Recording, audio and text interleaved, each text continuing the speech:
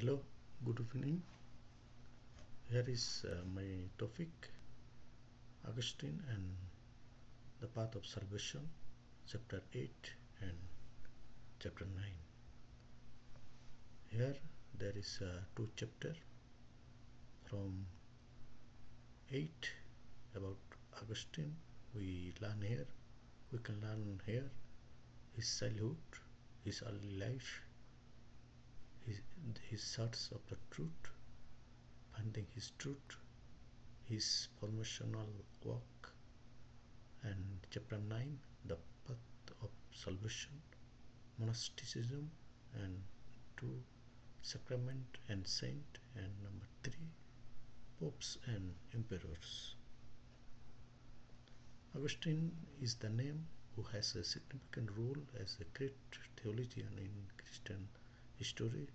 Without his name and his book, maybe our theology study would not be full. Augustine shaped Western theology and made it different from the tradition of Eastern theology. According to the Augustine, the Reformation was a struggle between two sides. Number 1, Protestantism began with his doctrine of grace, and 2, the Roman Catholic response grew out of his doctrine of the church. His childhood. Augustine was born in 354 in Tagaste in the Roman province of North Africa. His mother Monica was a devout Christian and convinced him about God, and his father Patricius, a pagan who was psychological tension at work to him, and after his father died he came in Italy. His early life. He trained himself with the expectations of a successful career as the education of future lawyer and official, concentrated on perfecting an elegant and ornate style of writing and speaking. When he was 16 years old, fell in with a local teenage gang, and one night stole some pears from a neighbor's house, trees, and realized that he had committed his share of old sin. He got himself influenced by the teaching of philosopher Plato.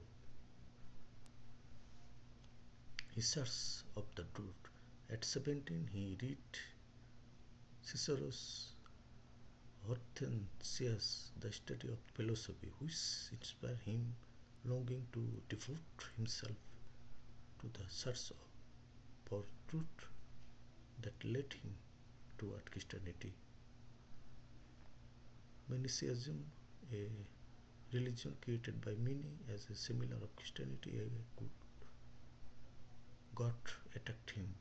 Platonism provided the vision of a pure life devoted to truth, but it did not give him the moral strength to live that life. Finding the truth in Milan, heard the sermon of Ambrose, the local bishop, who preached an intellectually sophisticated Christianity he had never before encountered. His friends spared him with the stories of Christian monks who had given up everything to God off to the desert in search of God. He knew what he ought to do. His heart was filled with the light of confidence, and all the shadows of his doubt were swept away and received baptism and a life of prayer and study. His reformational work against the Donatists. For a long time in the 4th century, the North African bishop faced the problem of Donatism, the follower of Donatus Magnus, a bishop who established his virtue as a sacrament, and the Christians were following that. Augustine had protested that with the right voice against the Pelagians. A British monk named Pelagius knew Augustine's confessions that he was shocked after Augustine won his victory over the Donatist. The and Pelagius was horrified by the low moral standard of Christians in Rome. He feared that Augustine justified spiritual laziness himself, so seeking the trap that how he may search Augustine's weakness in discussion and other ways against the pagans. The refugees felt in North Africa and the non-Christians when Alaric and his army of uh, Visigoth conquered and pillaged the city of Rome in 410 AD. Rome had fallen to defeat because of abandoning its essential deities for Christianity. Rome, the city of God, where Augustine struggled with his contradiction toward Rome and acknowledged his great accomplishment of intellectual traditions. The path of salvation. The writer has given a meaningful illustration of human life and compare present life of human being life on earth that we do not know about ourselves as like as the sparrow. When Augustine lived in Rome, written about the product of a culture that had endured 1,000 years.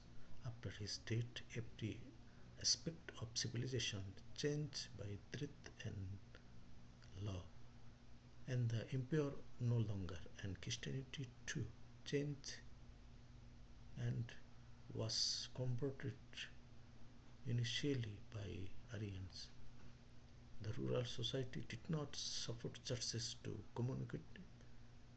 communities to intellectual discussion. Christians needed to refine their faith into a clear, and monasteries provided the largest and most stable communities, and the leadership of community felt increasingly to mock and nun into.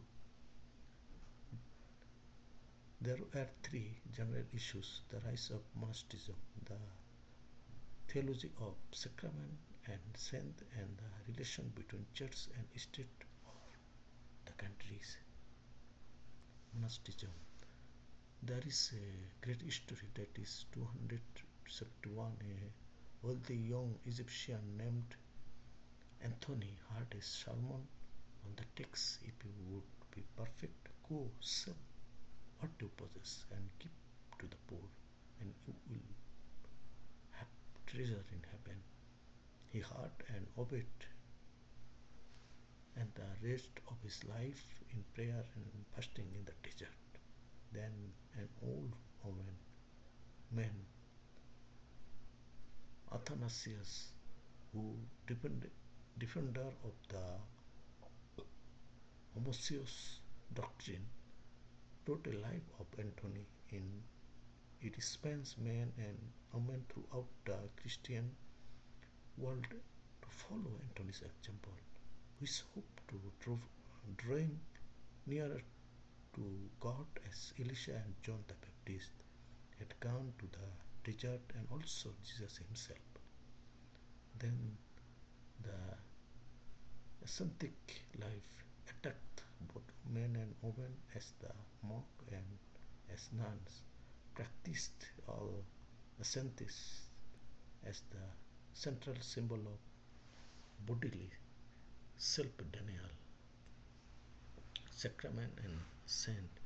In the early Middle Ages, the Definition of sacrament remind Bhagav and Christian belief that some actions symbolize and convey God's grace, especially in the early Middle Ages, as affirm the real presence of Christ's body and blood in the bread and wine. Robertus has given a more literal approach about the grace of God. Vivid it to ordinary people. Theories of spiritual presence fell for short of the assertion that this is no longer bread or wine, but Christ's body and blood. The sacrament was remarked by effective tools for ethical discipline and the use of such manual spirit in Europe. Baptism, regular communion, and anointing provide a sacrament system that guided people, lives, and religion. Popes and emperor. The church's power and nature entered the pope's relationship, particularly the pope to order church leaders, and the relation between church and state took a different shape in the west than in the east, and the emperor of Constantinople retained some authority in theory. The popes lacked the power as assert any authority, and 800 and 900 saw one of the most corrupt period in papal history. They were involved in the local Roman politics about the question of church authority. The church needed protection, its people, its building, and its land. And so, local church leaders commonly promised loyalty to neighboring kings. Reflection. Here we can learn from Augustine's life and his teaching of God's grace. As humans, we remain free, but we are under the action of God's grace in our whole life. God can use any person for his glory and purposes. Augustine searched for the truth and searched here and there, influenced by Manichaeism and Platonism, but never got real. He got the real from hearing the sermon of God by a bishop. Augustine was a great reformer and teacher too. He changed the wrong tradition and pagan tradition in the church and Christian community. Our path of salvation was not easy way by studying. Nobody established Jesus' name as the salvation way or salvation through only Jesus. At all time it was absent. No one said it directly, only Augustine has felt it. My questions: do you think that any wrong tradition or pagan tradition are being held or captured in your church or your Christian community, which make problem to follow Jesus, and how can the church solve or handle this? What do you understand about the monasticism? Is it the best method to obey or follow the Lord? What is the difference between Christian monk and another religious monk? Thank you.